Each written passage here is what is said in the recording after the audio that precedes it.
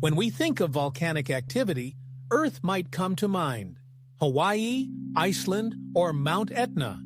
But if you want to witness the most extreme volcanism in the solar system, you'll have to go much farther out, to Jupiter's moon Io. Welcome back to Infinity Beyond, where today we explore the most geologically active body in the solar system. Io is one of Jupiter's 4 largest moons, collectively known as the Galilean moons, and it stands out as the most volcanically violent. Discovered by Galileo Galilei in 1610, it wasn't until the Voyager 1 mission in 1979 that humanity saw just how dynamic Io truly is. Voyager 1 revealed what looked to be lava flows on its surface, but more dramatically, it spotted active volcanic plumes erupting from the moon. Proof that Io was not only geologically active, but currently undergoing intense internal processes. This marked the first time we had ever witnessed visible active volcanism beyond Earth, excluding cryovolcanoes found later on other moons. These plumes, some of which reach over 300 kilometers into space, are driven by tidal heating.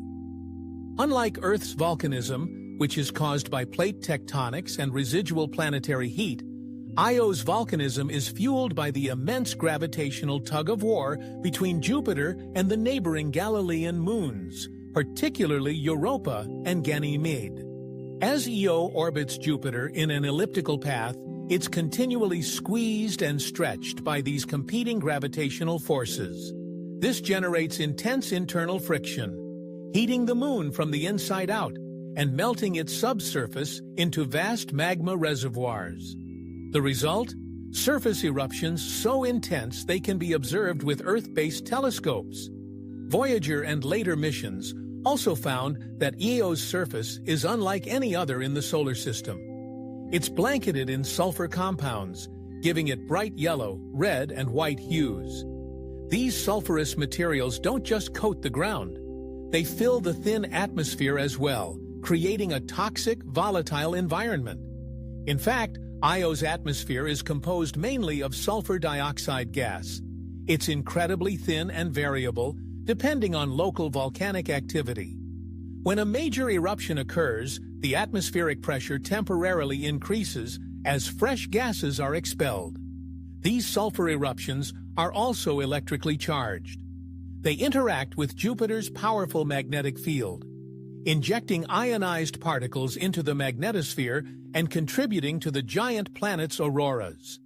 In this way, Io is not just a moon. It's an active participant in Jupiter's electromagnetic system. Observations from the Galileo spacecraft and Earth-based infrared telescopes have identified over 400 active volcanoes on Io. Some are gentle lava lakes, while others are pyroclastic eruptions, powerful enough to eject material hundreds of kilometers high. The largest of these, Patra, is a lava lake that periodically resurfaces in massive overturning events. Despite its constant activity, Io has very few impact craters. That's because the surface is constantly renewed by volcanic eruptions, erasing any old features. In terms of planetary geology, this makes Io one of the youngest surfaces we've ever seen. Io's interaction with Jupiter is so extreme that it actually generates electric currents as it orbits. These currents flow along magnetic field lines and can even produce visible lightning in Jupiter's upper atmosphere, known as Io flux tubes. Scientists are now using data from multiple missions, including the Juno spacecraft, to better understand how Io's internal heat is generated, how its volcanoes evolve, and what this might tell us about similar processes on early Earth or distant exoplanets. The study of Io is not just about exotic lava, it's about understanding how tidal forces can shape and energize worlds.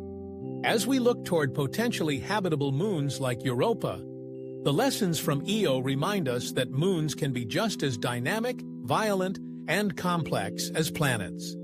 In our next chapter on Infinity Beyond, we turn our gaze outward again, from the scorching lava of Io to the icy shell and hidden ocean of its neighbor, Europa. Could this moon harbor alien life beneath its frozen surface?